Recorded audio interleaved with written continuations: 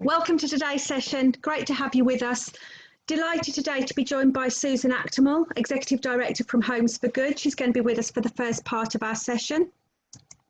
And just to set the scene and run through a little bit about what we're going to cover today, I'm just going to set the scene a little bit, introduce SIS and introduce kind of the role SIS has played in helping organisations raise investment for buildings.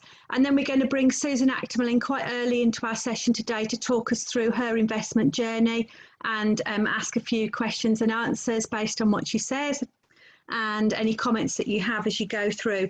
Once we've done the Q&A with Susan, I'm going to take us through a few more of the general slides around social investment, understanding what it is, how it can be used as part of a wider finance mix, and understanding the social investment landscape in Scotland.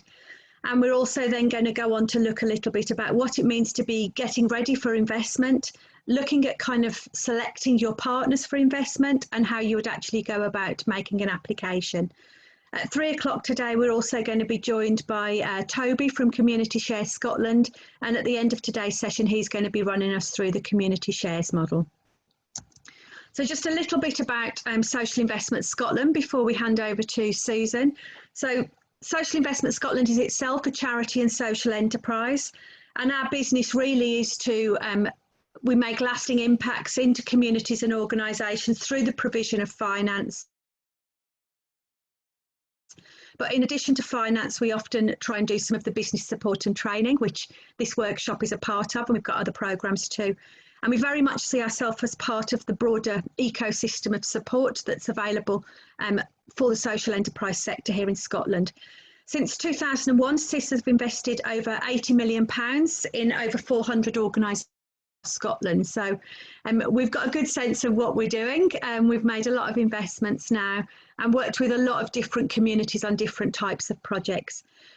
As we go through the slideshow today, I've also put in a few video links. So we've got a few extra bits of information. If you're interested, you could click on to find out a bit more about SIS. And the one on this slide gives you a link through to our latest strategy video, just telling you a bit more about what we hope to achieve as an organisation in the next few years.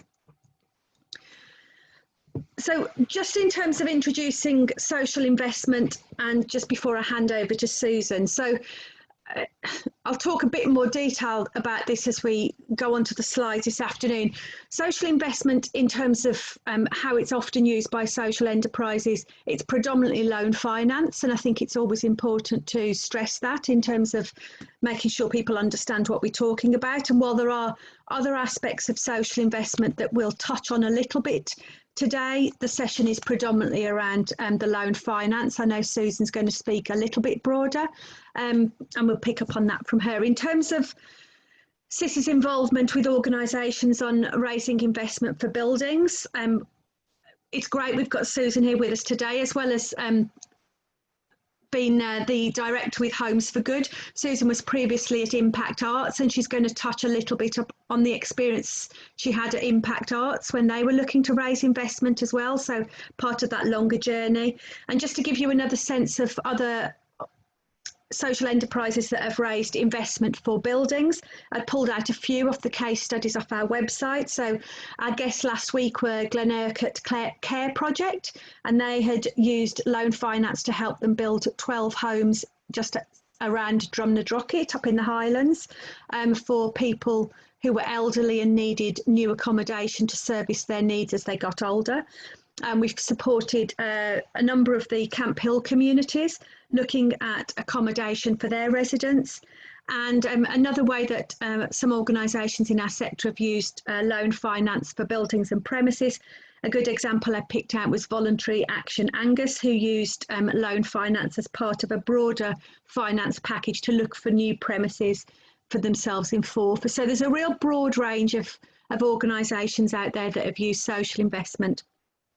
And I'm perhaps going to bring Susan in now rather than me just go on about my slides. And I've asked Susan today to just talk us through her social investment journey, and both in terms of the experience from Impact Arts, I think you're going to touch on a little bit, Susan, and also more recently with Homes for Good. So over to you for our investment journey presentation. Oh, you're still on mute. Of course, I'm still on mute. Sorry about that, everyone. So thanks for inviting me, Naomi, to talk about what we've done with investment. I decided at fairly short notice that I was going to talk about impact arts as well. And when I saw the delegate list, I could see that there were a number of you that are from a cultural background. So I thought it would be useful.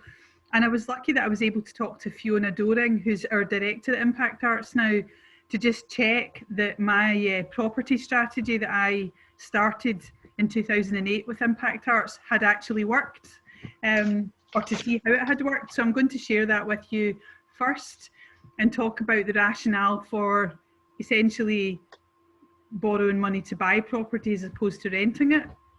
And then what I'm going to do is go on and talk about what we've done with Homes for Good, which is really built up completely based on investment. And I think although Homes for Good is residential and is very specific, and there might not be very many of you on the call that are particularly interested in investing in residential property, the principles that apply, I think, are the same. So I think it would be useful to tell you about that as well. And then just finally, as Naomi has said, if you've got any questions at all you want to ask, just ask anything you like, and I'm very happy to have follow-up questions out with the webinar as well. So I'm just gonna share a few slides, just some images really, to accompany what we're talking about. So with Impact Arts, so I'll take you back to 2008. So this is an image of Impact Arts' third home. Our first home was my living room in 1994. Then in 1997 we went into, we rented a sort of classroom in an old sort of school building that had been turned into a community centre.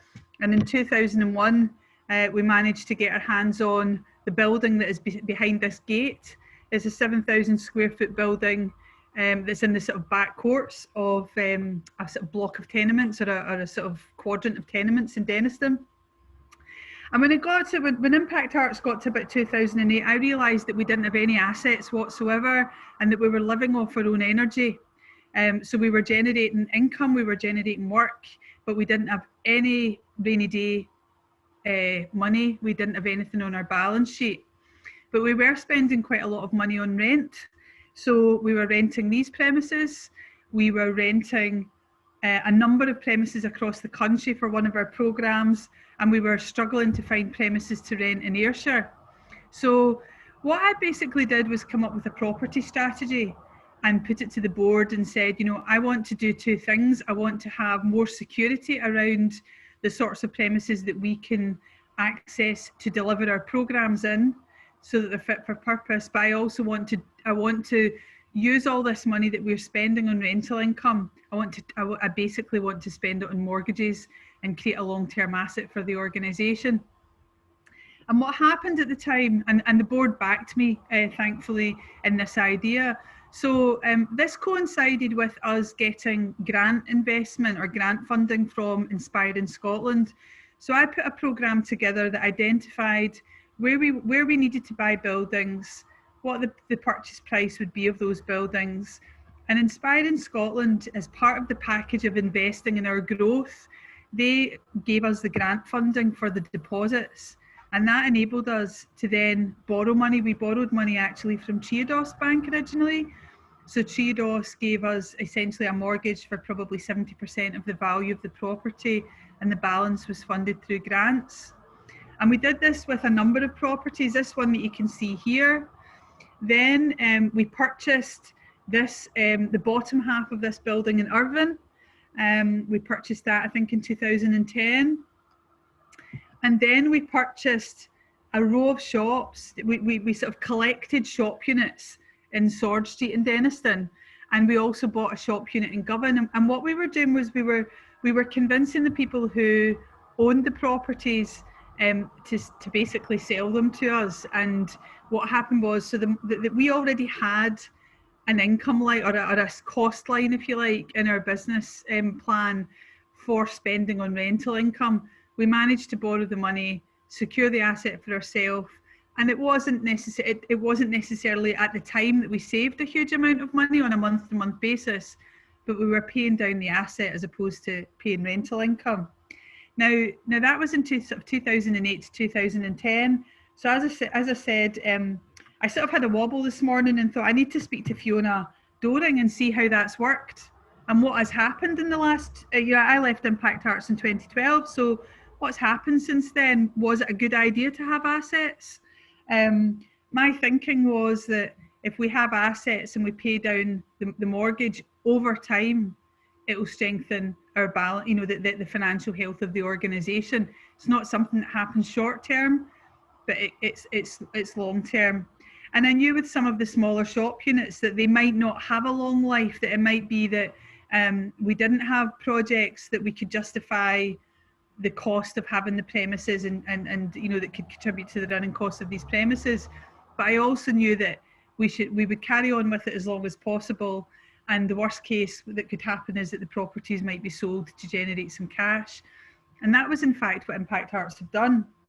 And so when I spoke to Fiona and said, how has it gone? She was pretty positive. And they're an arts organisation, as you know, delivering lots of activities with young people. And her thoughts were that the amount of money that they spend on a monthly basis on the mortgage is much, much cheaper than the market rent would be if they were paying a normal market rent. So actually, it's not cost neutral. It actually is. It saves money on an ongoing basis. Not being at the mercy of a landlord is very, very valuable, being in control of your own space.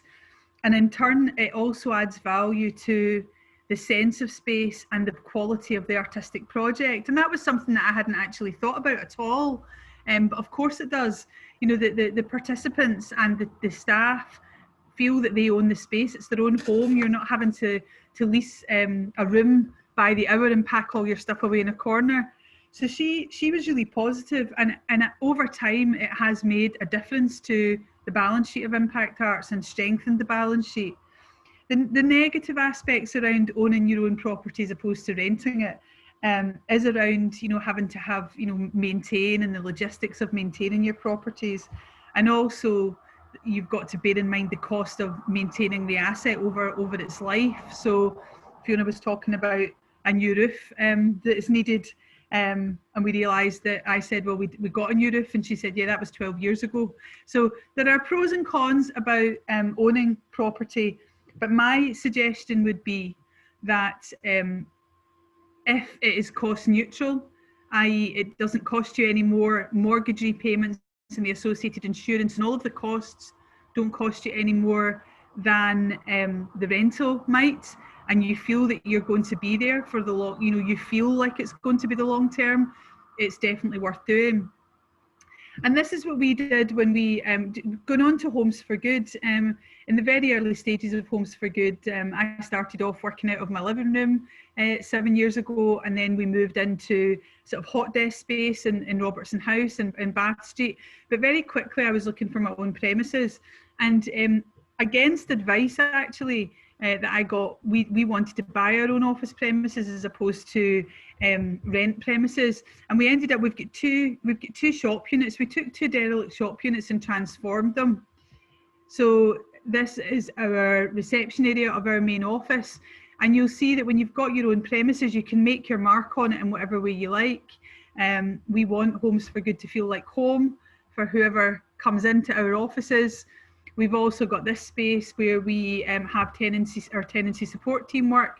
So our tenants come in and use this space quite a lot as well. And my rationale for doing that was I looked at how much we were spending on the rent that we were paying for hot desks. So when I started Homes for Good, and when we first moved to Robertson House, I had 2 desks at £100 a month, which seems okay. But by the time we left, we had 9 hot desks, and that was £900 a month, plus service charges, and also plus travel, because we were in the city centre and all of our properties all over the city. So when I looked at all the costs that were involved in operating out of those premises that we had, it was more than it cost us to have these 2 shop units fully renovated, and importantly with free off-street parking as well, or on-street parking. So the first thing I would say is think about your income stream. Where are you going to find, where is the money going to come from that pays, that services? If you're going to borrow money to buy a building, where is the money going to come from that, you know, that services that? If you feel that you've got enough profit coming out of your revenue, that's brilliant. If you're the really good thing about if you're replacing rent, so if you're used to paying rent and you can show that in your accounts, then I would suggest, Naomi might see it differently, or if there are any bank people on, but you're already demonstrating that you can service that level of money going out every month. So if you go from paying, say, £1,800 a month of rent and associated costs to £1,500 a month of a mortgage, you know, it's almost the same line in your budgets. And the thing about this is that over time you own the asset. So, you know, we now have, I mean, we're early days, we're only 5 years in, 4 years in with these premises, but you can start to see the difference between the value of the asset and what we've got outstanding in the loan. And that's really good to see, and that will only improve in time. I'm going to go on to talk about Homes for Good and what we've done with buying property with investment.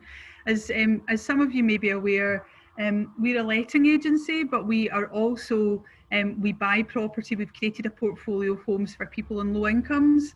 So over the last 4 or 5 years, we've borrowed just under £12 million from a variety of different sources. I'm going to just flick through the slides and talk you through what we've done. These are the different funders that we currently work with within Homes for Good, and we've got a mix. What we also did was we created slightly different business structures to fit what our business model is and also what our funders were looking for. So as Naomi mentioned earlier, we have got some equity investment. So most of our money is borrowed. I think £11 million or so of our money is borrowed, but there's £1 million of equity. And what that really means is that we've created a company that's private and limited by share, and one of our investors, Impact Ventures, basically put £1 million in and owns 20% of that. Now, there's probably not a lot that it's probably not a lot of value in getting into detail about that just now, and I'm happy to talk offline about how we've done that. But all of the rest of the partners you can see there have lent us money to buy properties, and really it is very, very straightforward. If you get your sort of finances right, and if you know what you're doing, our model is really simple. We buy property and we renovate it. I'll show you just a couple of examples of the sort of thing that we do. So these are just typical sorts of properties that we would buy in Glasgow. They're relatively low value to start with. We take them from looking like this and turn them into this. There's an old kitchen that needs more than a lick of paint, and we turned it into that. And then what we do, we look at holding these properties for a long time. So it's a 20-25 year scenario. I'm just flicking back through a slide that was in the wrong order. We take a lot of care in terms of the interior design of our properties. We work with our tenants. This is actually a piece of work that we did with a tenant on how they wanted their bedroom to look. But essentially what happens is the rental income takes care of 2 or 3 things. It is the return that comes out of the rental income enables us to pay our investors the interest or the rate that they're looking for, and the capital as well. But it also enables the operating costs of what we do comes out of that as well. So the model is very straightforward. And the thing about investing in buildings or using loan finance to buy buildings is that your investors will have security over the asset. So although you own it, they have got the security that if anything were to go wrong with the loan, that's the way that they would recoup their money.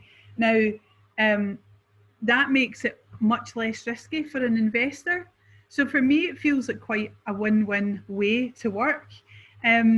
We've managed to do great things with investment. As I say, we've raised over £12 million now, and we're just in the process of trying to raise another 20 million for the next stage of our growth. I know that probably sounds pretty ambitious, but we did start very, very small. And over the years, we've just worked hard, and we've just built on our track record to just push things further. And the reason that we want to grow in that way is because from our particular business model, the more homes that we own, the more social impact we can have and the more lives that we can change. So I'm conscious that that's quite a run through of what we do at Homes for Good. I'm going to just put my email up in case anybody wants to get in touch with me to ask further questions. But I would say that really the sort of risk analysis for me would be, and I know that sometimes people feel nervous about borrowing money, but if you can see that you can afford the repayments comfortably, or that the business model that you have is going to generate your ability to make the repayments, and if you've tested that you either have the operational skills, one, to ensure that you can deliver that business plan, but also that you understand the responsibilities of owning a building and all the things that go along with it, it feels to me that the risk in doing this sort of work is relatively low. So much the better if you're a charity and you can access grant funding as well, so that you're not borrowing the bulk of the money, that you can maybe have a little bit of a cushion, and in time it will strengthen your organisation. So that is all I've got to say from my perspective on using investment for buildings. Naomi, do you possibly have some questions, or other folk might have questions you might like to ask? Yeah, thank you, Susan. Yeah, I've got some questions to perhaps help draw a little bit out from the presentation. It's interesting. I don't always share with you the slides I'm going to go on to talk about later, but it's interesting that you mentioned control, because that's certainly one of the things I talk about in the slides this afternoon, about how actually once you've got a bit more control within your organisation, you get the chance to really do what it is that you want to lead on. And I was chatting the other week to Spartans, and I think they again had investment. They're on a big, I guess, football academy on the outskirts of Edinburgh, and they were saying actually the need they identified in their community was to run a youth club, but the youth club to really work needed to run at midnight, and it was only because they owned their own premises that they could run a youth club at midnight, and had they not had that level of control, chances are the landlords wouldn't have let them. So it was interesting that you picked up on that point too. Just a couple of questions just in terms of some of the stuff that came out in your presentation. I'm conscious, as I guess you are, that some of the people listening in might be thinking, oh, 11 million and then 20 million, and they're generally quite big numbers for the social enterprise sector. Yeah. And I just wanted to pick up on that question around ambition, because I think there's something around, are we always ambitious enough for our communities and for the social impact we want to achieve? And how did looking more broadly across different ways of raising investment perhaps enable you to be more ambitious in what it was that you wanted to achieve? So I suppose, well, the first thing is that I think when you're looking to raise money, there will be a whole number of factors that the potential lender or investor is going to look at. And one of them will be track record. It will be track record of your organisation and just the skills of the people that are behind the organisation. Because although it's asset backed, and although when somebody lends you money to buy a building, if it goes wrong, it's going to be a hassle for them as well. So by the time I was raising millions of pounds within Homes for Good, I did have a long track record in running social businesses, but also in property. And so I think that's something, so I think blind ambition is dangerous, but I think that there is lots of money out there looking for a home just now.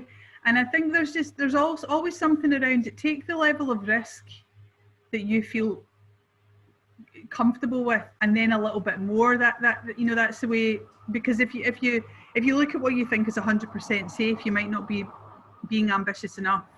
But if I go back to Impact Arts, and I was just looking at the numbers, actually, I was just remembering the numbers. Our first loan from Triodos was £120,000. So we bought a building. I think we bought the building for 170,000, and we managed to get some grant funding from Inspiring Scotland, and I think it was about 120,000 we borrowed from Triodos. And then we did that for a few months and that worked fine. And then we bought the next building where I think the next loan was maybe 80 or 90,000. And then that worked fine. And then, we bought the shop units. So we built it up. So really within the space of 2 or 3 years, we probably had about, I don't know, 400, maybe 350,000 pounds of borrowing of Triodos over 7 or 8 premises. And that starts to be a track record. And then I think, and so there is something about being ambitious and being careful about risk as well. But things can accumulate. It might be that people only need to have a loan of 100,000 or 50,000, and it might be that somebody needs 1 million. The important thing is that you have whatever your revenue is covers the costs. That's the number one. That's where you start, actually, for me. Absolutely. I mean, I think we certainly, I mean, COVID's obviously quite a particular situation, and we know a lot of organisations are finding it challenging right now, but it's why I think there's a lot of due diligence certainly done on the investor side, that perhaps in terms of really digging into that financial data, a lot of our enterprises aren't used to. I talk a bit about we're trying to move organisations a little bit from that sense of you get grant money, you spend it, grant money, you spend it. So that approach to really understanding cash flow can be quite different when you're looking at an investment kind of sense. And it led me into just a question I wanted to ask about. You talked in the early days, and this is going back to Impact Arts, about kind of we always talk about getting the board on board, and you said that the board did kind of come on board with that kind of asset building plan.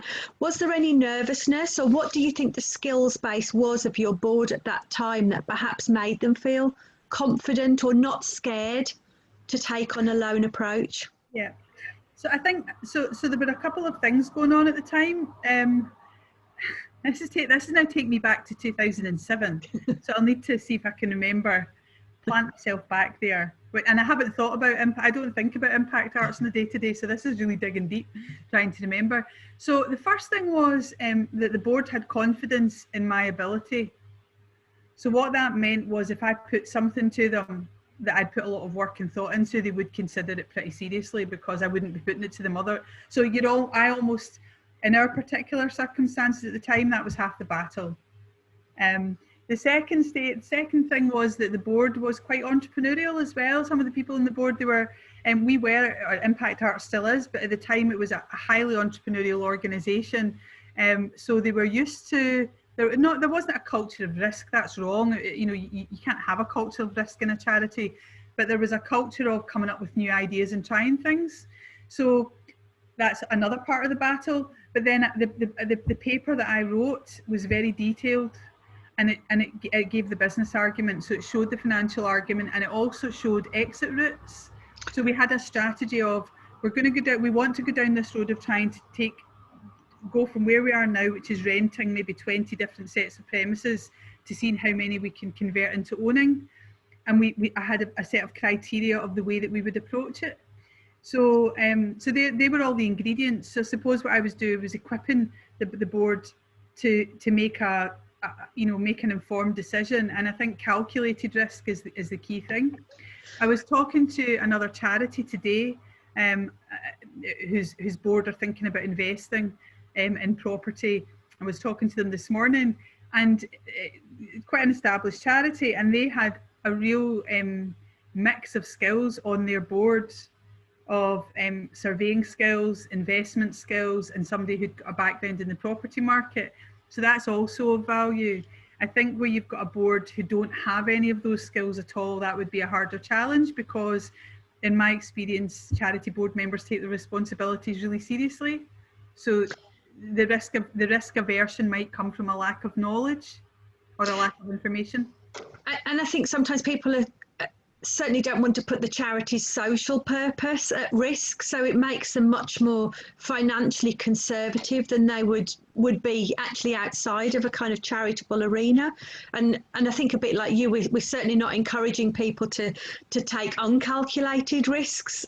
All of the conversations we would have from our investment managers with people all through the stages, trying to really understand the risk. It's not just about managing risk from the investor perspective, it's very much about managing risk from the lender's perspective as well. And I think it's important to recognise that the tough questions and the due diligence are to help the organisation understand what it's doing as much as help us understand the investment we're making. I got a couple of other little bits. We've talked a little bit about risk and the calculated risk, and you obviously talk about understanding that in detail.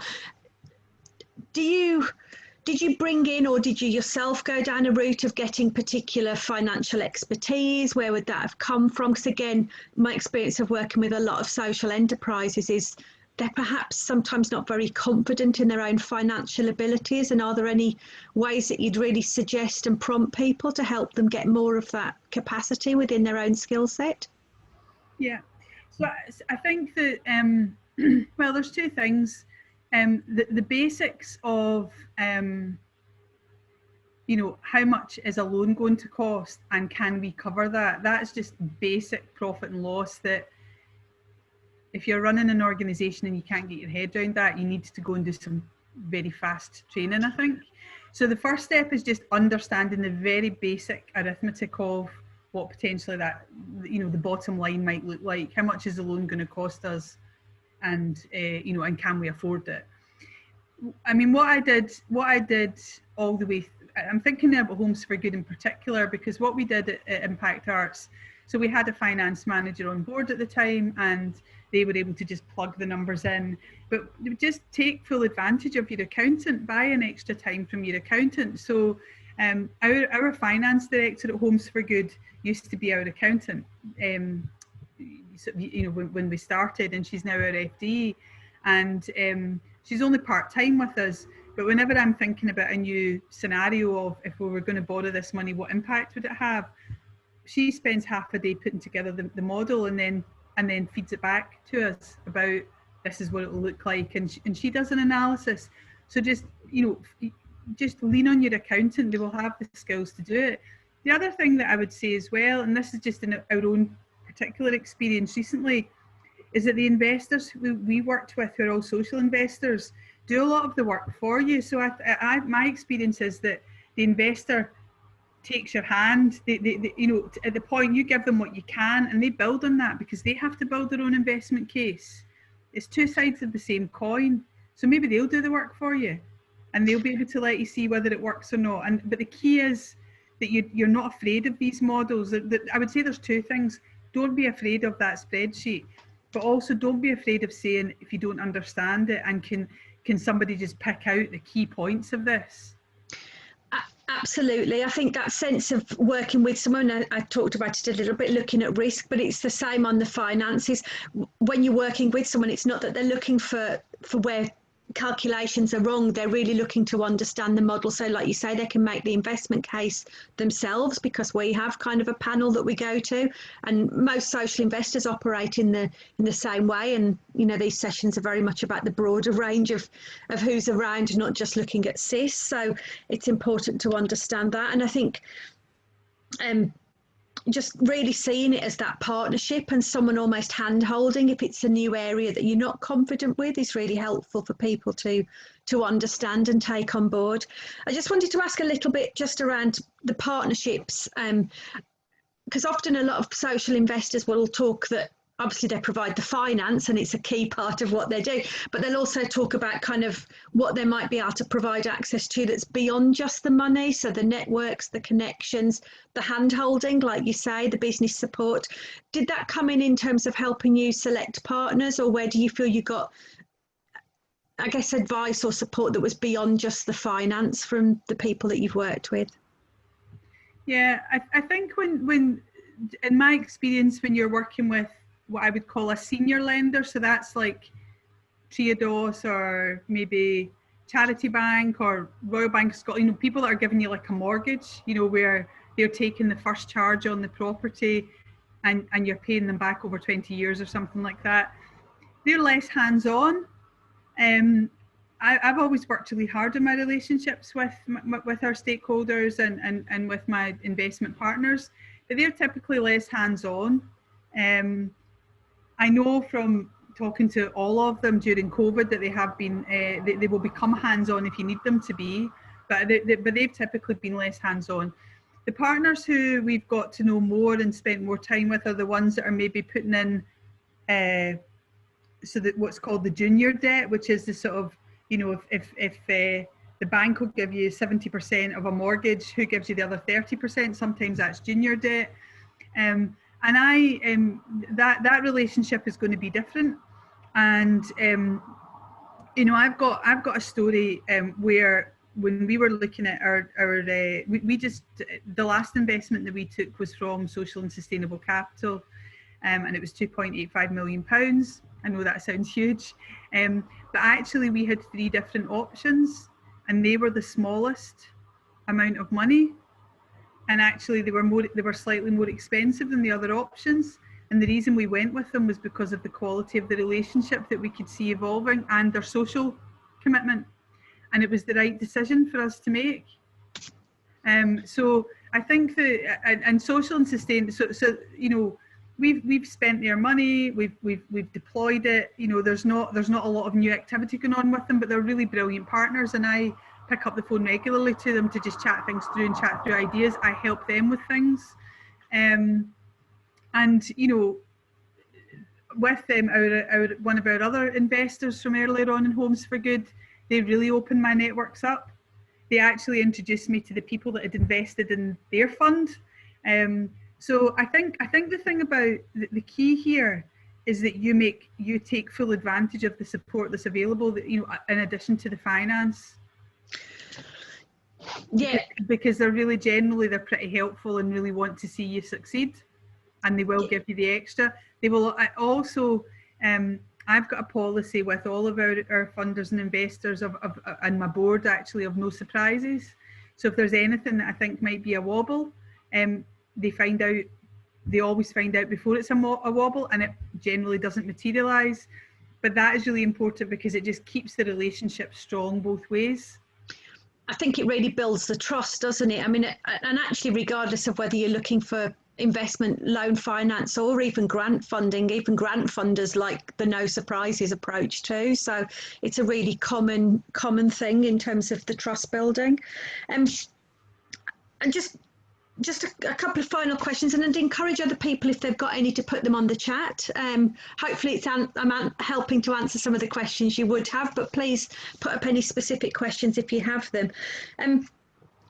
It was interesting, I think, that you also made that comment about sometimes you can get the kind of, you had the Triodos for 70% and then smaller loan finance came on board. And again, I know that's something I touch on in terms of interrelationship of the different investors. I was interested in terms of, I guess, you know, we always say we're here to provide finance and social impact. How do you think kind of raising investment has also helped you really hit higher targets on your social investment, as well as build a stronger financial base? Well, I mean, people's, you know, you hear people saying a good social business, the stronger it is financially, the stronger it is socially. And I think, you know, we couldn't have done our business without social investment. I did a video for Big Society Capital way back when I started Homes for Good, and you know, how do you buy houses without investment? You just can't do it. So, but we created a business model. You know, the business model that we have, we don't lose social impact by having to repay investors. Now, of course, if I was paying 0% or 1% interest on my loans, I'd be able to do much more with the money. But we managed to keep the balance of strong social impact and working competitively and working, you know, financially with our investors quite well. But, you know, borrowing money, it really does depend on your business model. For us, our core business is the supply of houses. So of course we need to borrow more money to do that. And if we buy more houses, then we can deliver more social impact and help more people change their lives. So it really is hand in hand. No, I think it's important. I mean, I know our sessions are all about the financial aspects today, but we're all in this because we're trying to make a difference in essence. So to not ask the question around that seems like we're almost missing the point of why we're all here as well.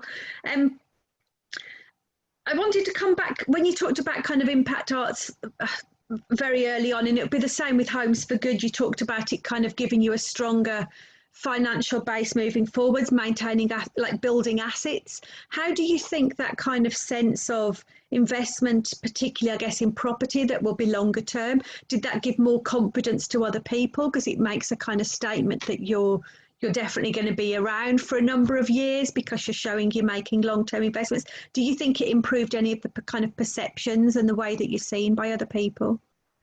Well, Fiona Doring actually raised that very point today when she was talking about being down in Ayrshire. We've got our base in North Ayrshire. That was quite a bold statement for us at the time, to buy premises right slap bang in the middle of Irvine. That was us saying, we are a Glasgow, we originated out of Glasgow as an organisation, but we're committed to the North Ayrshire community, and we're not renting premises that we can give a month's notice on and disappear.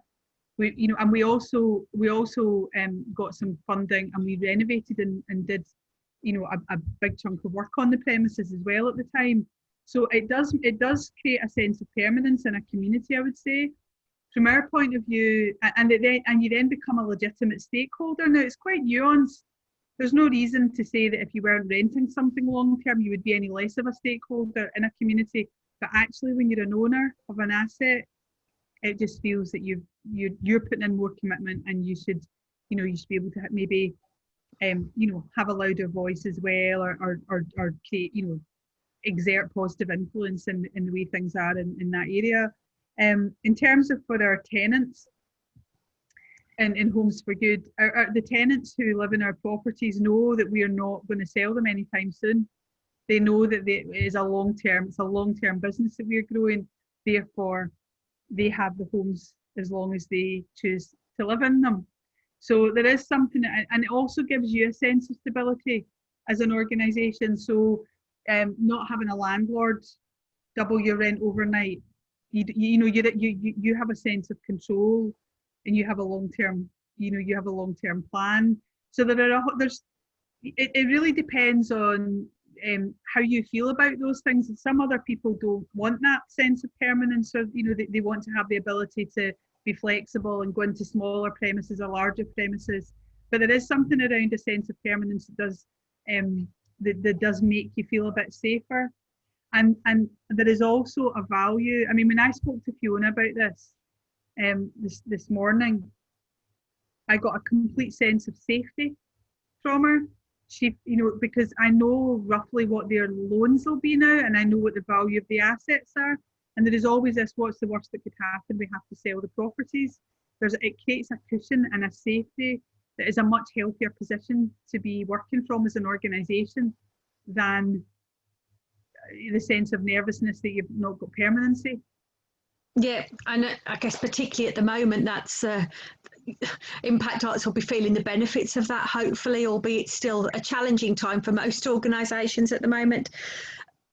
I'm conscious we've talked quite a lot about a lot of the positives. There must be negatives, and I think you touched on that in terms of some of the maintenance. What if you were kind of advising groups in terms of maybe what are some of the pitfalls they should be aware of, and maybe what are some of the challenges that you came across that you kind of had to get around, and how did you do that?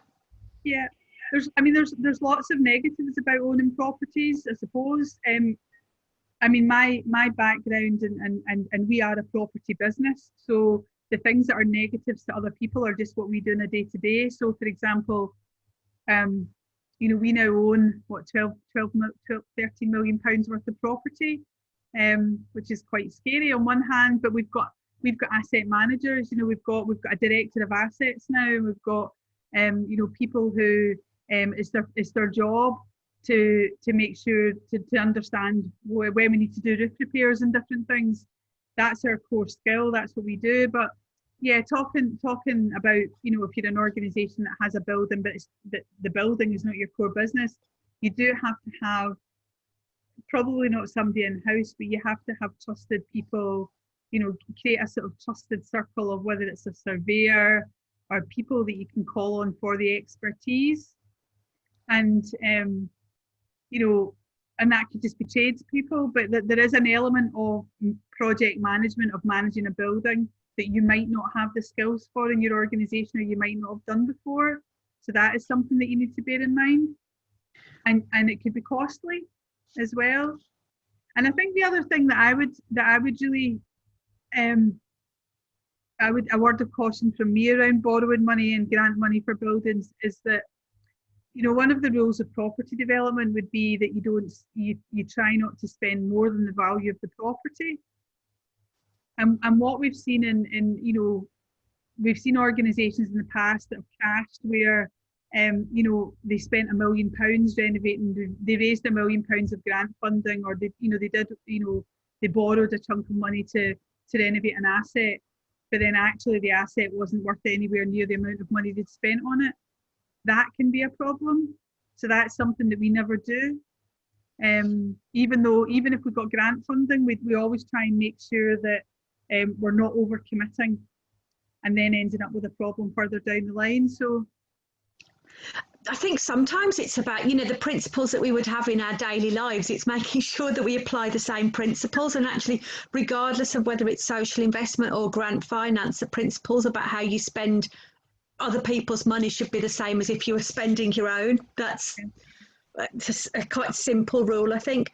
I'm just going to do a check in case there's any kind of last questions. Everyone's been quite quiet today.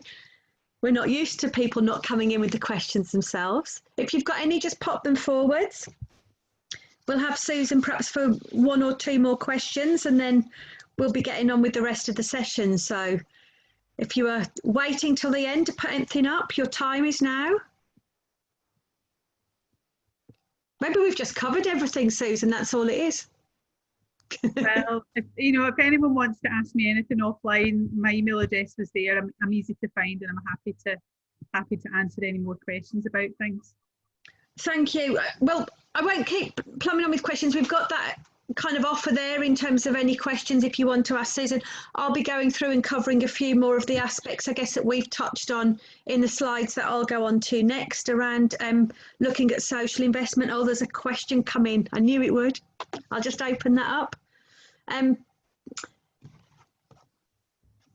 Is a mortgage better than a loan in building finance? I thought a mortgage and a loan were the same thing. Are they not? I would call a mortgage a particular form of a loan, would be my take on it, because we tend to use the word mortgage around loan finance. It just is the personal version of it. Would that make sense to me? Yeah. I don't know. I mean, a mortgage is borrowed money and a loan is borrowed money. So it's maybe just, I maybe used the wrong terminology. I always I do just sort of say I've got a £12 million mortgage, or I've got, well, I've actually not, I've got a £6 million mortgage that I need to pay back. You know, it pays down over time, and then I've got other loans. It's probably just the structure. Yeah. I would definitely advocate paying down the capital of a loan, and not, you know, sometimes you get arrangements where you're only paying the interest. So we have a loan at the moment where we're only paying the interest for 10 years, and then we pay the loan at the end. I would much rather have a mortgage where you're paying a bit of the capital every year, so that over time the outstanding amount goes down. Yeah, and certainly, you know, the SIS perspective, I guess it's just the social investment side, everything will come under that loan. It's not designed in the same way that perhaps your high street bank kind of puts products together, some that are servicing individuals and some that are servicing businesses. So if you're going to a social investor, it's generally speaking will always get termed a loan. I think that to me is the key difference. Yeah. Any other last questions coming through? It looks like that might be us for today. There's lots I certainly picked up, and like I say, I'll be going on and talking through on the slide. Control, looking at staff team skills has really come out strongly, and looking at risk. So for those of you staying with us, once, I mean, Susan, you're welcome to stay, but I'm conscious you'll probably want to get off and do other things too. So thank you for from us for being on today's session. I'm going to run through my slides now, and then we'll be going on to introduce Toby, who I can see has now joined our session too. So thank you very much, Susan. That was great. Thank you. All right, thank you. Bye, everyone. See you soon. Hi everyone, so you get me now for a while, so I've got some slides I just want to run through with you, just talking, I guess, from CIS's perspective, but the same will be true regardless of who the social investor is. And I'm going to run you through a little bit about what social investment is and how it works. And then we're going to hand over to Toby. So if you've got any questions, I can't see the chat just while I'm going through the slides, but then feel free to put any questions through.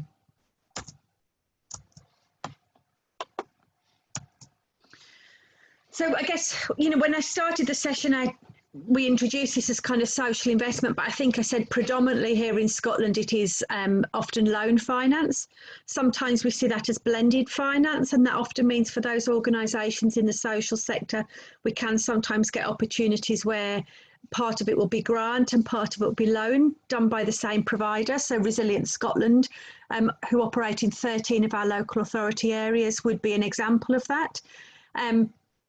Most of the social investors, and I'll give you some links to find out about other people too, would be just focused on the loans, but very often, and certainly our experience and other investors, it will be that organisations that come to us will have a real mix of loan finance in there, as well as more traditional grant finance. And I think we heard Susan talking about how Inspiring Scotland were part of her initial setup with Impact Arts as well at the beginning. Toby's going to talk us through community shares, so we've got that covered. I'm not going to talk a lot about social investment tax relief today, but I am going to put some slides up that just give you the links to find out more information about that. It's actually a video link to Big Society Capital's page. In essence, and the short-term version of that is it's a way where if you've got all the right registrations in place, individuals can gain tax relief benefits as a consequence of investing in social enterprises, but there's a number of kind of rules and regulations around it that you'd need to be aware of.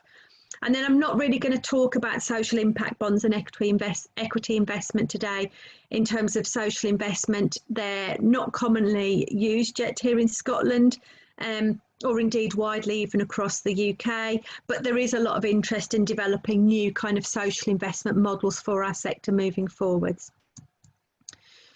So I guess this next slide is just to give you that sense of, I guess it reiterates what Susan was saying. You can only really look at loan finance if you're sure of your ability to do the paying back. So where does social investment fit in the charity and social enterprise sector? It really only suits those organisations that are earning money, not just those that are asking for it, either through donations and gifts or through funders, in terms of funders that themselves have specific outcomes that you bid in to meet and deliver.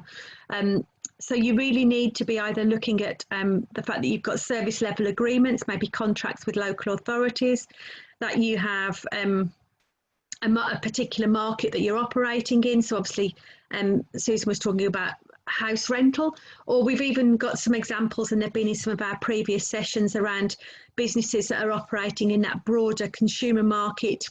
We had Brewgooder and Locavor on in some of our earlier sessions. So very much looking at kind of appealing to the general public, but all having that common theme of earning. If you don't earn money, you're unable to service debt options.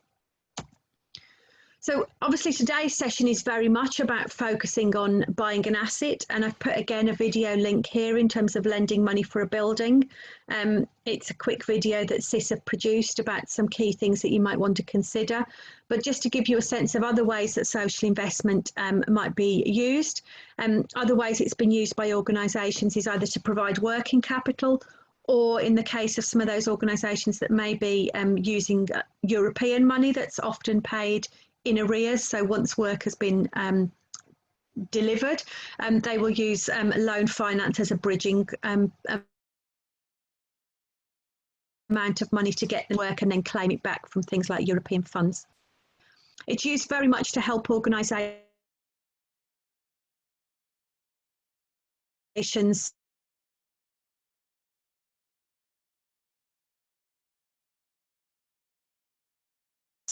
whether, and also looking at diversification. And again, all of this fits, I guess, within that risk profile and understanding what it is an organisation's trying to do, and comes back to that comment Susan was making really around track record. That's important to remember. We heard Susan talk a little bit as well about other providers that they'd gone to, and I think if I wrote it down correctly, there was a kind of, she was talking about kind of getting 70% that was secured at one point from Triodos, but still having smaller amounts. And I think what we tend to see as we've drawn this up as a kind of continuum is the high street banks and the social banks tend to kind of look for much more security. They're looking for proven models, and they tend to be larger amounts of money, traditionally speaking. And what we have at the other end, which is where the social investors came about, was a sense of sometimes some of the organisations in our sector that perhaps wanted to raise less had a slightly newer model. And that's not to say no track record and just a wishful business plan. We obviously have to do due diligence quite carefully. But if people didn't have security and were looking to raise money unsecured, the social investor could look at that.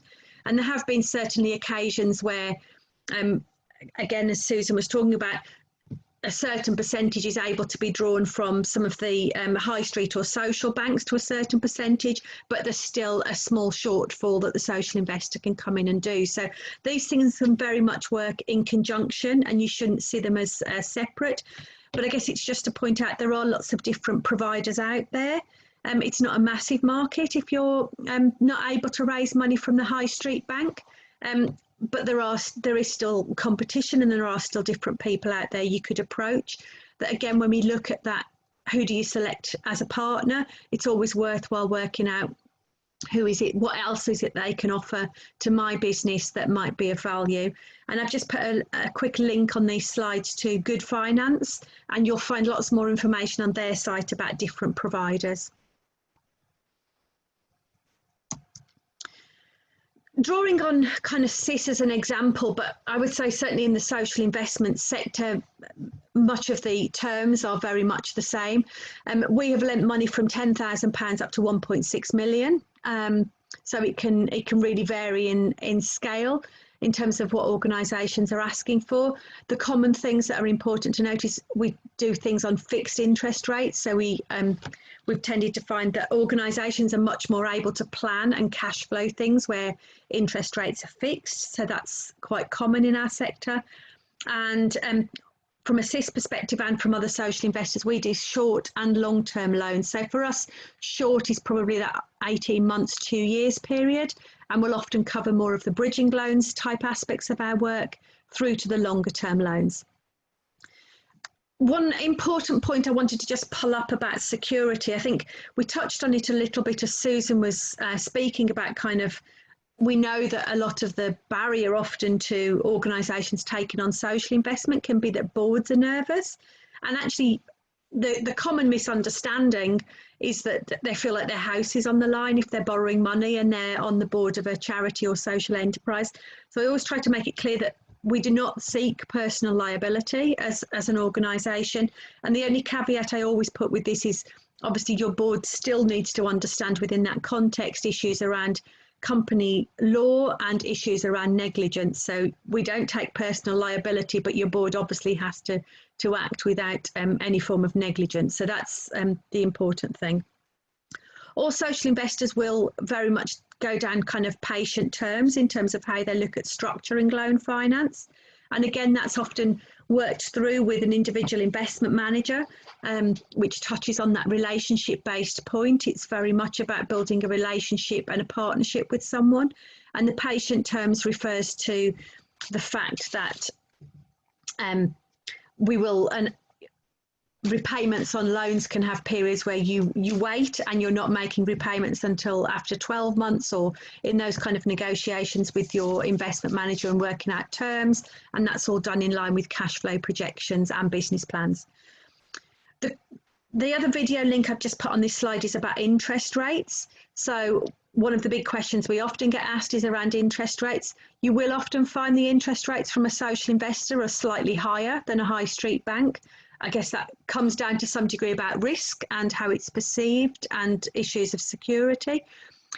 But you know, the other point I always say is often we found that a lot of social investors come in at the point where they can't raise finance from the more high street ways, but the kind of terms that certainly CIS has is we do enable people to do early repayments as well without incurring fees. So sometimes you can use your social investor as a way of building up your financial track record that then enables you to go back to other providers, and it's worth thinking about those things in conjunction a little bit too. But there's a video clip there that gives you a bit of a sense of how we calculate rates. Again, we touched on this a little bit as Susan was speaking, and it was interesting as she spoke that she said one of the people she chose as an investor actually wasn't necessarily the cheapest, was certainly more expensive. And while cost of finance is, of course, something we all have to consider, it's part of the cash flow planning, that actually looking at that relationship and what's provided beyond the money is also very important.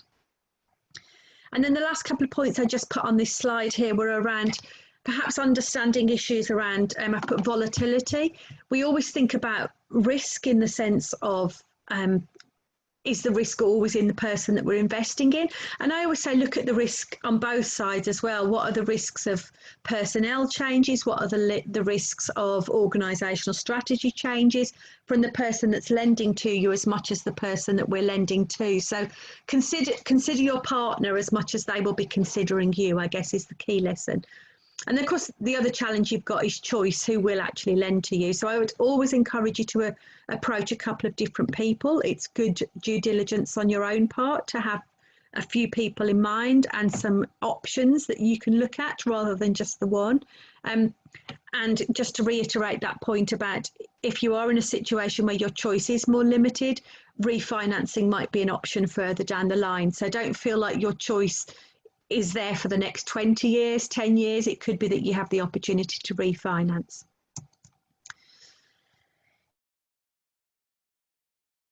For organisations really looking at considering their finance mixes, I think, again, we heard in the example of Impact Arts about how there was that real blended model, some element of grant finance, some element of loan coming in. The right finance mix for your organisation will very much depend on what you do. It will depend on what you're using finance for. It will depend on the social impacts you're trying to make. So, you know, while often in the social enterprise sector, there's targets set around every organisation should be trying to aim to raise 50% through trading and all of those, it's very much going to be particular to social enterprise, where you operate and what you need to make certain things happen. Grant funding from a lender's perspective can also offer a sense of security in the sense of it could reduce risk for the lender. So, you know, it's not that we would ever consider a grant finance operation a negative way of doing things, or just only going down a loan route a negative or a positive either. It's very much working out the right mix for your organisation. And when I send out these slides, and we will send them out to anyone that registered on the session, we've got a few extra slides at the end that talk about some of the different advantages and disadvantages of grant finance versus loan finance. And that's often, I think, worth a conversation with your senior staff team and with your board of directors. We touched a little bit on ownership and control with Susan. It's interesting, I never share these slides with our presenters actually before they come on, and we obviously chat a little bit about how the session's going to run.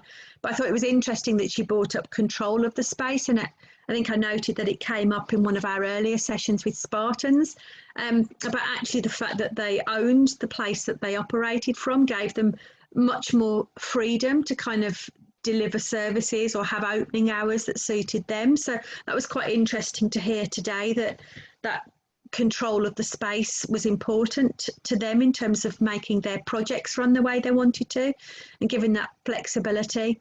But I think it's always important to consider that sense of risk appetite. Again, I think when Susan was talking about risk, we have that real sense of there were risks, but they're always calculated. So uncalculated risk is not good for anyone.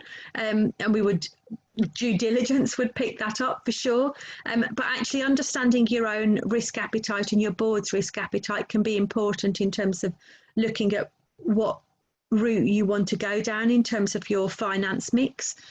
And then the other question I always put as a caveat to that is around to understand the risks that you're managing. So the risks obviously of owning a building are that it needs a new roof and you weren't expecting it.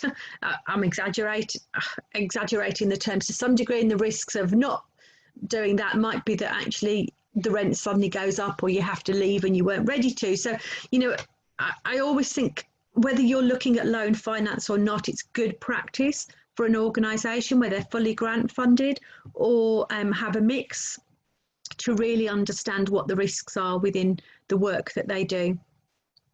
And then just the last couple of points on this slide, partners and perception. So what are the wider impressions that you give? Certainly, does the fact that I think we touched on this, the fact that you've really built a link in one place give the community more confidence? Does it give other funders more confidence? Does the fact that they know that you'll also be accessing business support do that? And I know when we come to look at community shares this afternoon, Toby will touch on the fact that often the fact that the local community have bought into your project can give funders and a positive sense that actually it's a real project that's rooted in that community as well. So always think about the wider impression that how you operate and how you run your organisation can give. And I always think about the business plan and focus. And in our social enterprise sector, this can be really critical. So we'll often hear organisations that are fully grant funded talk about kind of, do they end up in a situation where they're chasing the grant outcomes and the grant money rather than focusing on their own business plan? And sometimes following key priorities from funders is certainly not a bad way to go, but equally, you know, what's the direction that you're really setting for your organisation and how do you keep that focus? And then the last little bit just on this slide is around reporting and systems. So if you're very much used to receiving grant funding, you'll be used to writing reports on how you've spent money, what you've achieved, and you'll have systems hopefully set up to do that. If you're looking at going down a loan finance route, the reporting may be slightly different. This will be very much about kind of cash flow forecasting and understanding current cash flow and the situation you're in, rather than always looking backwards. So it's a slight difference in the way that you might set up systems and reporting within your organisation. And then just this last bit, I just put a little note on the slide, has the landscape changed? So, you know, what does the effect of COVID mean for your organisation from a financial perspective? So again, we know a lot of organisations that have gone down the earned income route have found it particularly challenging as COVID hit. And actually many of those that had grant funding in those days, funders were able to offer a little more flexibility. But looking in the long term, I guess I would question, you know, are those organisations, because funders have turned a lot of their money towards COVID, will there be more challenges around funding in the next 12 months? And will earned income need to take a different place as hopefully people can move into a recovery phase? So that again will be very different for individual organisations, but really try to understand how the external landscape might have changed finance options for you or not. But just know it rather than work around it. And then the last little bits for me are just about investment readiness. So on the CIS website, and there's a link to it on the next slide, we have what we call a diagnostic tool to help organisations look through these 6 key aspects on the slide around understanding whether they are ready for investment. So the social investor will always be wanting to invest in organisations that are meeting a social impact. So we look very much at how is that embedded in your organisation, how do you monitor it, and understand that that's there, because that's obviously important to us. Governance, I think Susan touched on that quite well, having a board that are really skilled in what they do. And again, you know, looking for skills on the board rather than just always the interests in the social can be really beneficial to an organisation. Having good legal and financial skills, connections and networking could be really valuable. So look at your board and your governance in quite a broad way. Obviously, products and services, this is all about, loan finance is all about repayment. In essence, the money has to be paid back. So really understanding the service sector or the products that you are part of will be important in terms of understanding the income that you earn and therefore ability for repayment. So understanding that sector and the opportunities that exist within it is important. We've talked quite a lot about people skills today. And then just these last little bits around business planning and financial controls. I've particularly pulled out sales and marketing because in my experience of working with a lot of social organisations, often the sales and marketing budgets are some of the first to get cut. But actually, you know, encouraging organisations sometimes to really think, well, if your targets are on really selling a certain amount of product and you cut sales and marketing, you know, is that really a false economy? And just getting people to really understand their business plan from that sense can be very important. And then financial controls. Again, my early work was with lots of startups. You know, it might be fine managing your budget on a spreadsheet in the early days, but as you look to take on loan finance, you'll probably want many more robust systems around financial planning and cash flow forecasting as you move forwards. And like Susan said, that sense of working with your accountant and really understanding financial control. So the link to the website is here. That's me for now.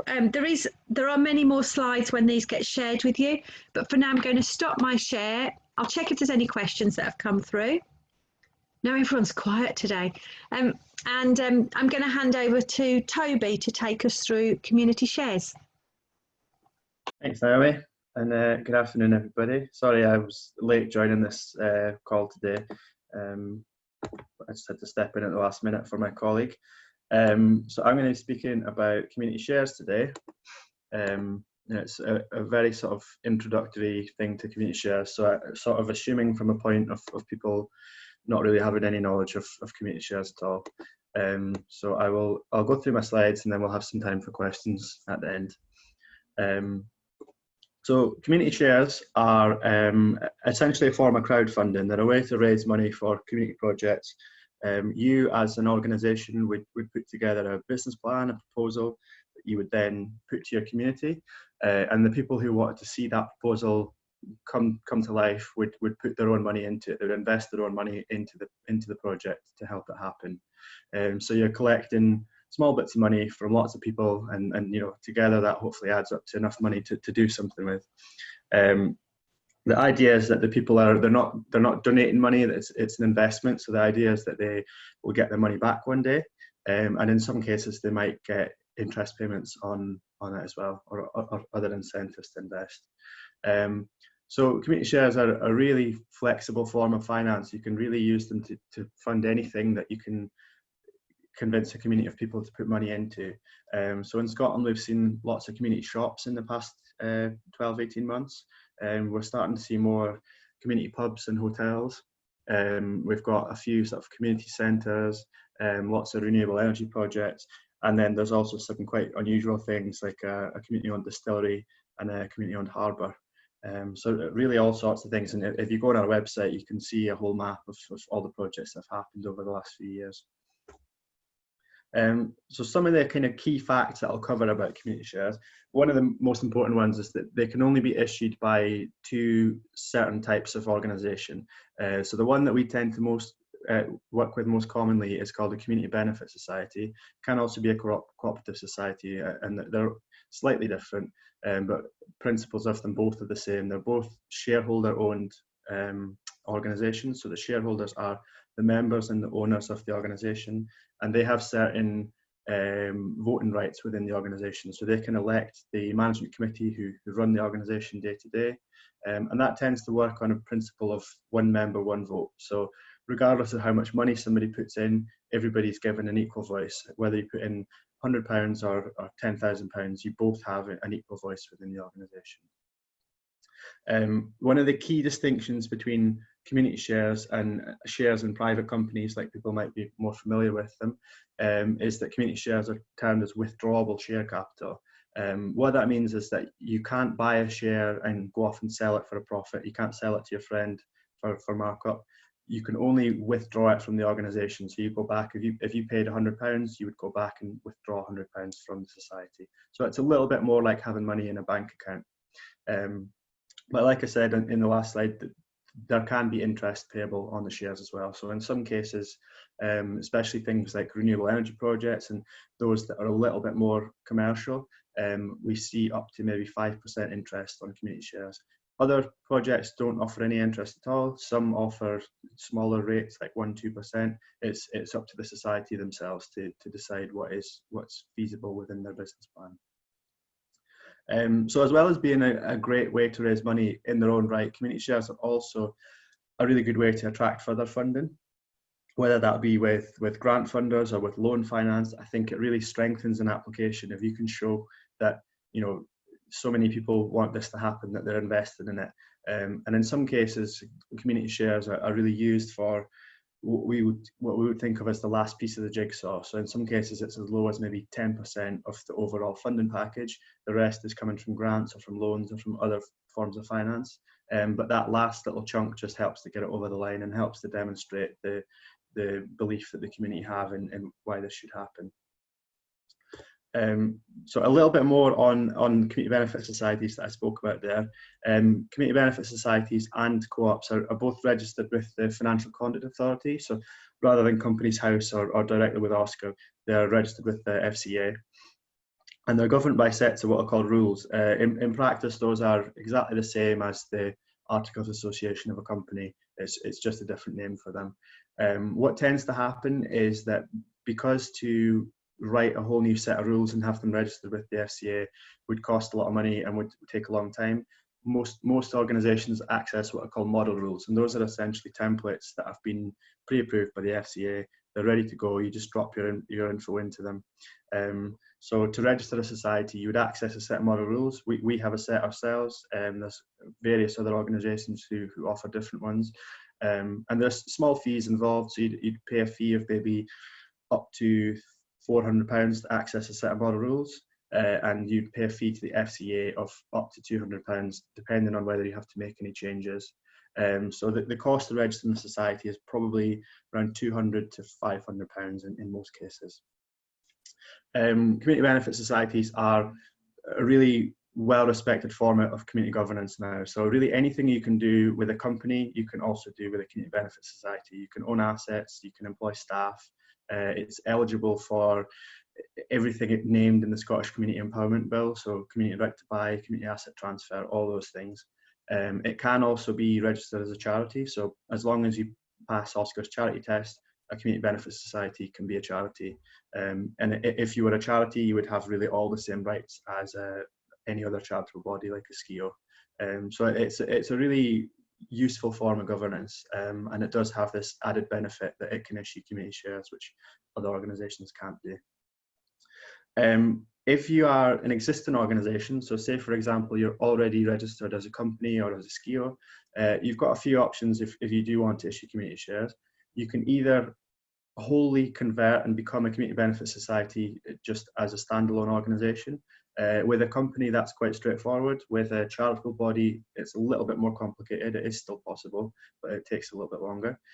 Or there is the option to set up a linked society. So you would still have your existing organisation and you'd have the society that would sit alongside, and there would be legal written links between the two. So there would be agreements that the society could pass profits to the existing company.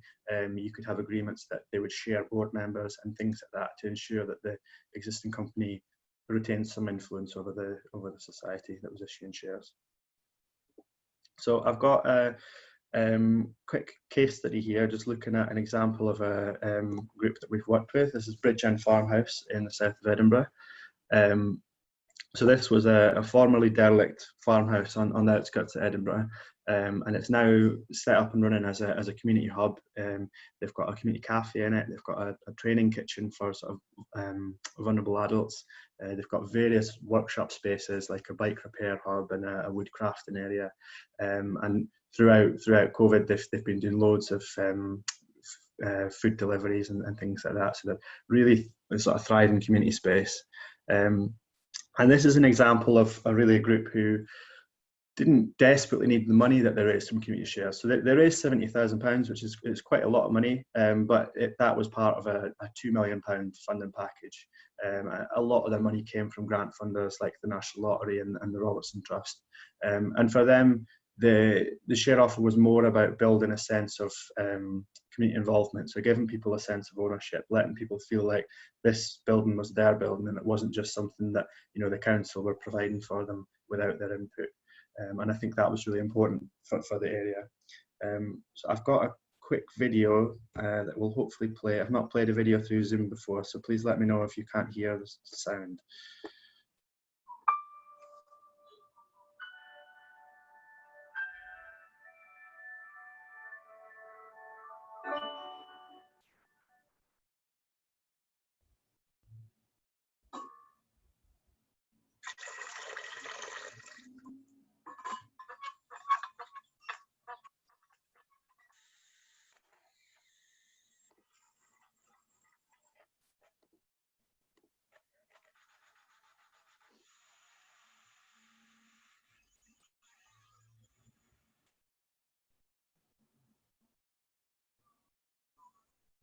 Bridgend Farmhouse is what I would describe as one of the greatest examples of people power and community.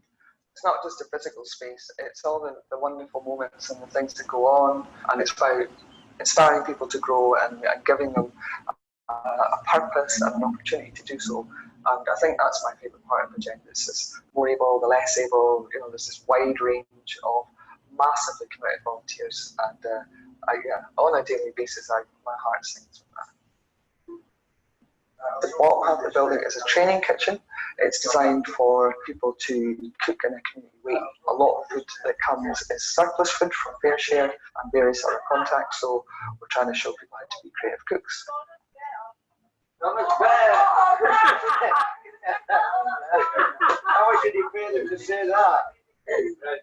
I'm a volunteer along with everybody else here. It's really just keeping the people who come for the drop-in session between 11 and 1 on a Wednesday and on a Sunday, just keeping them fed and able to do all the hard work that you can see people are up to. Well, what's really important to understand about Bridgend Farmhouse, the original organisation was set up as a SPO, so it was a charity that was formed originally. But one of the things that was always part of the vision that is it would be community owned, and so to do that we had to rename and establish ourselves as what is called a community benefit society with charitable status. One of the main reasons was that we could launch shares so that people could become part owners, and also it was to ensure that this building would be truly community owned. I think personally, having set up quite a lot of social enterprises, I don't think I'd ever set up anything except a community benefit society. I think it's one of the best models to set up for a community so that it can be sustainable and generate income, as well as seek funding to provide services for the community. Ever since I've joined Bridgend, I'm doing a lot more things, like the big shed on a Wednesday. I'm doing the cooking on a Thursday, Friday and Saturday in the kitchen. I was a wild child when I was younger, constantly getting in trouble with the police and that. Never since I came to Bridgend, I've never been in trouble since. I tell everybody, if I'm going into shops and finding wool and I end up speaking to someone, I'll say, oh, do you know that you can join the craft group? There's the Wednesday drop-in, and then we have the Sunday drop-in, and then we have craft group on a Thursday evening as well, which is just people bring their own projects and they'll just sit and drink tea, and eat biscuits, and that's lovely. It's really nice. It gives me somewhere to actually work for rather than sitting on the street. Mental health is such a big issue now, I mean, and it affects that many people. In the day's world, it's like feeling comfortable to walk up to people and start talking to them is rare, and it's probably getting even more rarer the more isolated we become with these worlds of computers and stuff now. I mean. And the more interaction we can have with each other as humans, it's going to be a good thing, you know what I mean?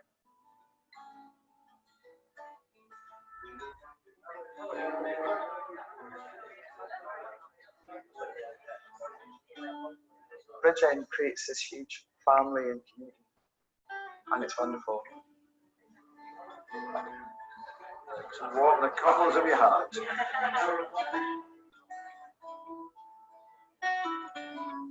The food is always fresh, beautifully prepared, and delicious. So it's a real treat actually to come here for lunch. Bridgend means the world to me now.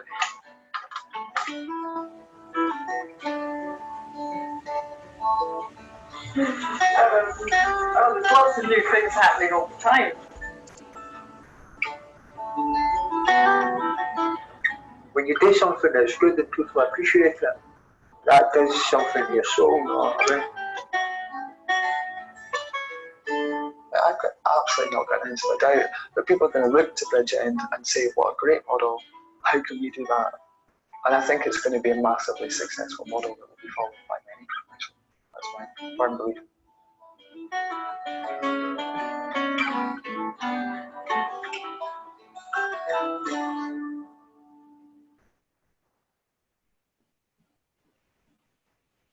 Okay. So that's Bridgend Farmhouse, and if you are based in Edinburgh, or if you're passing through Edinburgh, I would encourage anyone to go visit them. It's a really great space, and it's really quite inspiring to see what they've managed to do with it. So that they're usually open to visitors at any time. So my last couple of slides are just to say a little bit more about Community Share Scotland, our organisation, and some of the support that we can offer. So we've been around since 2014, which is when the current legislation around community benefit societies and community shares came into power. And currently we're funded through to next year. That says March 2021. It's actually now June 2021, and hopefully soon to be extended further. And we are delivered by the Development Trust Association. So we're based here in Edinburgh with DTAS. We work closely with them, and they are a sort of community, a network of community organisations. So we work closely with them and with Development Trust for Scotland. Our main functions are about raising awareness of community shares. So we do events like this. We help people understand how it all works. But I think what's most important is that we offer sort of hands-on support and guidance to people who want to issue community shares. So we have a team based in Edinburgh, myself and two other members of staff. We do the sort of early stage support with you. So we would, be on hand to answer your questions, help you understand what community shares are all about, help you understand if it's a good option for you. If we both decide that community shares make sense and they're a good viable option for you, we can then bring in funded consultancy support to help you really hash out your plans. That would focus on 4 key areas. Firstly, your business plan, looking at the financial side of things, thinking about share withdrawal terms, thinking about interest rates and all that side of things. Thinking about your community engagement, so your marketing, your promotion, looking at how you're going to reach your potential investors, who's going to invest, how you're going to convince them to invest. Looking at your governance, so helping to register your society, get your skilled board in place, everything like that. And ultimately, all that information comes together into your share offer document, which is essentially the sales prospectus that goes out to the community and gives them all the information they need to decide whether or not to invest. We also have a grant available to help with the promotion costs of a share offer. So that can be used for anything to help you get your share offer seen by the people that need to see it, whether that be advertising costs, event costs, anything, and we're quite flexible in what that can cover. And we also work really closely with organisations across the sector, so we would encourage you to come and speak to us at any time. If we can't help you immediately, we can hopefully point you to the right people who can. And yeah, there's no point that it's too early to come and speak to us. So please get in touch if you've got something you'd like to ask about. And I think maybe one of the most important things on that slide is that everything we provide is fully funded. We have funding from the Scottish Government and the National Lottery, so we don't charge anything for our services. So that's the end of my quick presentation. We have more case studies on our website, and we've got an interactive map on a new website that we've just launched. So you can see the details there. Please do go check it out if you'd like to learn more. But happy to take questions now. Thank you, Toby. That's great. I always enjoy watching the Bridgend video. It was slightly out of sync for me. I don't know what everyone else's connection. Oh, sorry. That's okay. It still came across really well. So yeah, it's funny. It's not actually our video. It was another organisation that made it, but they say lots of nice things about community shares and community benefit societies. So we use it a lot. That's good. That's good. I always think it's just really encouraging. It's the community involvement that comes across so strongly, and the difference it's made. Yeah. I didn't know if anyone just got any questions in the chat they wanted to put up to Toby. We've had a quiet group today, Toby. I'm usually full of questions though, so you'll be all right. I can come up with a few.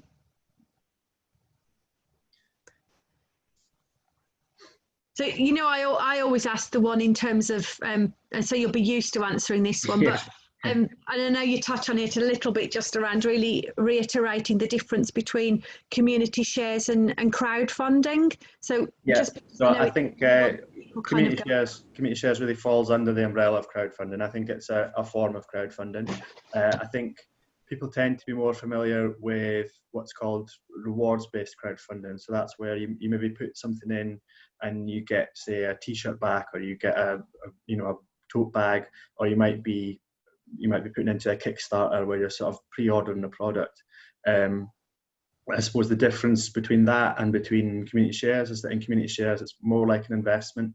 You get your money back one day, you get membership rights in the organisation, and you're more actively involved in an ongoing basis if you'd like to be. But we actually have an event next week. We've teamed up with Crowdfunder, so we have an event next Wednesday. So if anyone's keen to learn more about crowdfunding more generally, you can sign up to that. All the links are on our social media, and you can also, if you get in touch with me, I can send a link as well. That sounds great and a valuable, I think, event. I know certainly, I guess since COVID has kicked off, we've seen a number of community organisations and social enterprises look at kind of putting crowdfunding campaigns together as well. So timely event, I would suggest. So just in terms of whether there's any other questions just coming through, I guess the only other bits I was perhaps going to add is, I know when we look through the attendee list for today, there were quite a few development trusts coming onto the session and people that kind of look at buildings and assets in that way. And I guess the other important message, I think I said right at the start about how CIS is it sees itself as part of that broader ecosystem for support. And I think certainly Community Share Scotland are on that kind of tube map of support as well.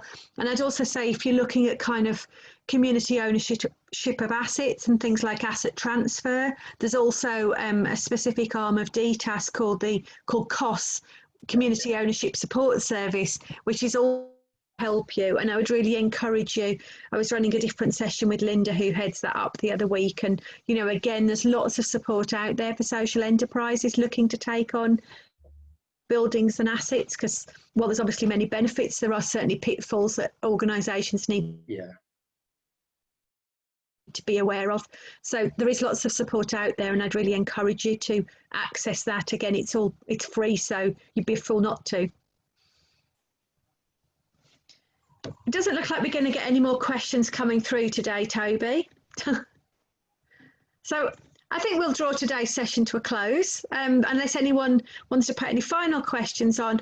I always say we will send out the slides, both from Toby's presentation and from the slideshow myself, and we also record these sessions, and we'll send out the link once we've just done a quick edit, and the team at CIS are usually pretty good and they're up the next day. So the slides and the link to the video from today's recording, we will send out to you in the next day or so. So for those of you who've joined us today, thank you very much. It's been great to have you, and we hope, even though it's been quiet for questions, we hope that's because we've pretty much answered most of the ones you had. But if you've got any others, then I'm sure Toby and myself will be happy to receive emails and pick them up that way as well. So thank you very much, Toby. Thank you. Thank you. See you next week. See you next week. We're on land and energy next week. So if you're looking to buy land and energy, that's going to be the focus of our speaker session next week. So thank you very much.